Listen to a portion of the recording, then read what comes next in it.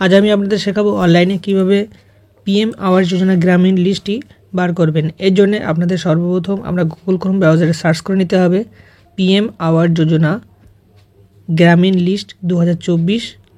এটিকে আপনার সার্চ করতে হবে। সার্চ করার পরে আপনার যে first option PM Awas Yojana গ্রামীণ লিস্ট 2024 এটিকে আপনার সিলেক্ট করতে হবে। সিলেক্ট করার পরে আপনার সামনে এমন একটি পেজ ওপেন হবে। এবার আপনার সামান্য নিচে স্ক্রল করতে হবে।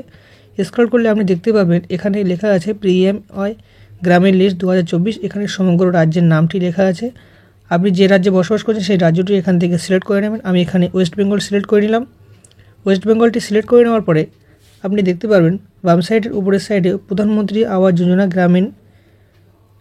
এবার তার নিচেই আছে সিলেক্ট ফিল্টার। এখানে আপনার প্রথমে রাজ্যের নাম এখান থেকে সিলেক্ট করতে হবে।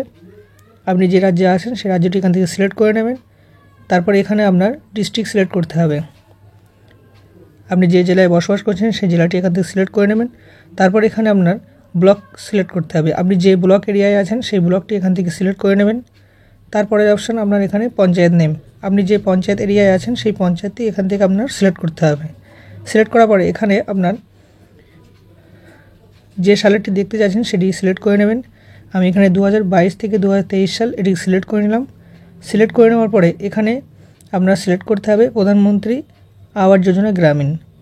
এবার আপনার বড় সংখ্যা থেকে মাইনাস করে সাবমিট অপশানটি ওকে করলেই আপনার পিএমওয়াই আবাস যোজনা গ্রামীণ লিস্টটি এখানে সম্পূর্ণ বার হয়ে যাবে।